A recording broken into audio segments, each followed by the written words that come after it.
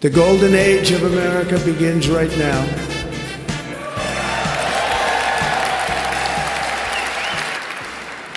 America will be a manufacturing nation once again.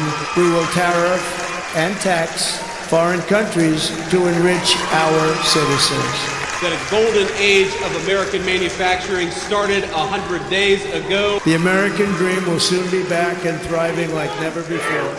What do we want? Trump must go now! Trump must go now! Trump must go now! All the leaves are brown, and the sky is gray. I've been for a walk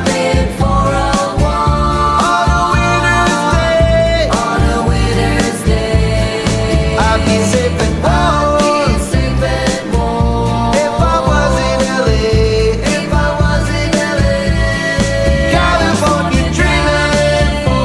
dreaming on such a winter's day. Stopped into a church, I passed along the way. Well, I got down on my knees.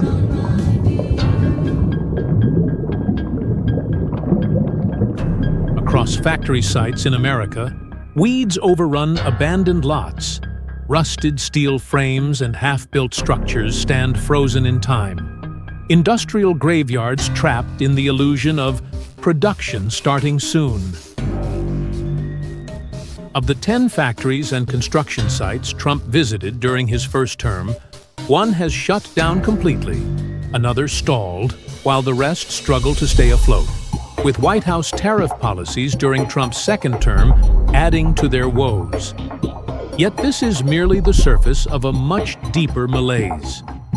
Over the past 4 years, the annualized expenditure on U.S. factory construction doubled amid soaring inflation. But the boom masks a grim truth. Over half of America's around 50,000 manufacturing plants were built more than 30 years ago, outdated and crumbling. We need to keep in mind that starting in the 1980s, the U.S. government outsourced much of its industry, and it did so because U.S. companies were profiting. They were destroying unions in the U.S. and good jobs that were high paid and sending those jobs to other countries where workers were paid less. And now the U.S. industrial base has been completely eroded. The U.S. industry is very uncompetitive, costs are extremely high, and it simply cannot compete with the much more efficient, lower-cost industries in China and other countries. By 2025, the U.S. share of global manufacturing could drop to 11%, just 1/3 of China's 26 to 30%. A recent academic report projects. Industrial hollowing and broken supply chains have stripped the U.S. of its edge over the last 3 decades. The wooden barrel effect of U.S. manufacturing grows ever more glaring today. A simple t-shirt relies on Brazilian cotton, German dyes, and Japanese sewing machines. Fragmented global inputs expose the erosion of America's production capability. Meanwhile, Southeast Asian nations are leveraging China's supply chain networks to rise. Vietnam, Malaysia, and other countries are becoming regional hubs by absorbing relocated industries, expanding the Made in Asia dominance while further eroding America's influence. If U.S. factories lose their edge, could Made in America become a reality?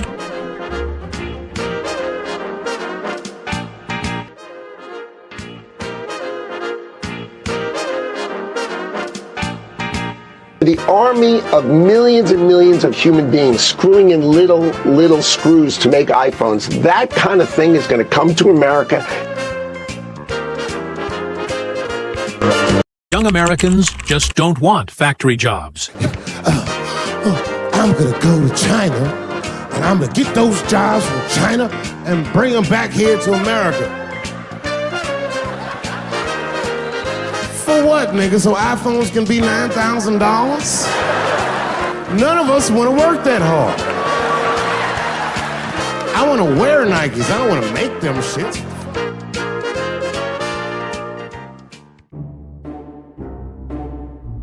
Rebuilding U.S. manufacturing demands more than infrastructure and supply chains. It requires persuading a generation to embrace factory work. Yet factory owners across the U.S. lament young workers are nowhere to be found. U.S. media analyses reveal a cultural divide. Influenced by pop culture, American youth dislike factory work.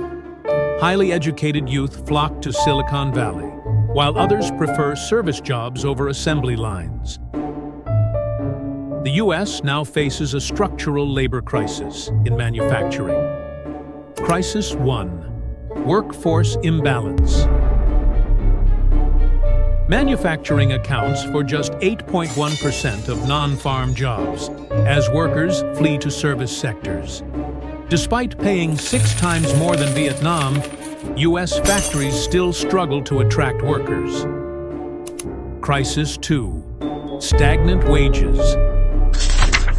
The ILO's 2024 to 2025 Global Wage Report shows North America's real wage growth is consistently lagging behind Asia's. More alarmingly, 9.3% of U.S. workers earn near-poverty wages, nearly triple the 3.3% average in peer high-income nations. Crisis 3: Productivity gridlock. With a shortage of skilled labor and sluggish robot adoption, trailing South Korea and others, U.S. manufacturing can barely stay competitive.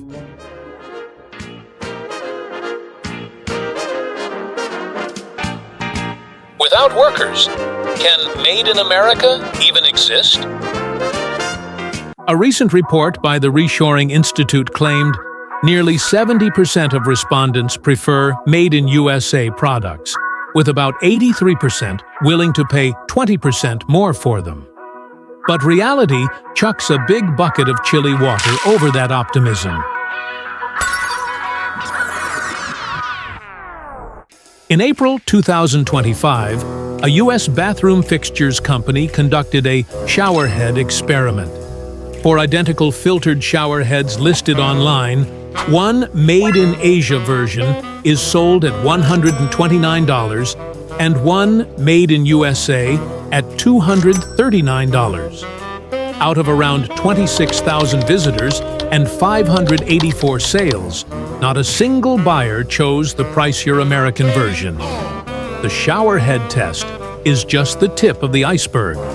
A darker shadow looms over America's economic outlook.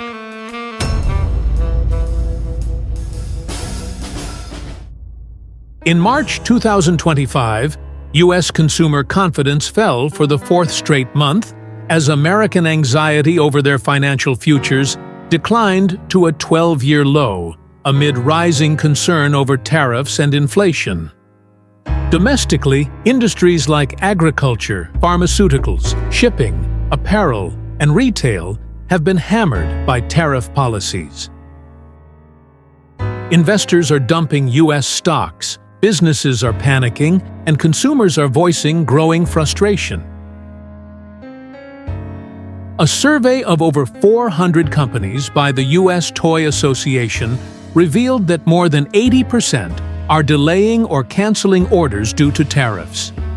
Nearly half believe tariffs will bankrupt them within months. Economists warn that in the coming months, thousands of U.S. businesses, big and small, would face inventory shortages, leaving consumers staring down empty shelves and soaring prices. With gas, rent, and food costs spiraling under stubborn inflation, American wallets are buckling. Consumers are voting with their feet. Cross-border e-commerce is booming. Duty-free shopping frenzies are spreading.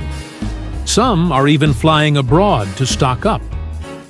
The stock market's at an all-time high. Jobs are at an all-time high. Everything's at an all-time high. And we're going to keep it that way. We have the greatest country in the world, and we're back. We're back like nobody thought possible this winter.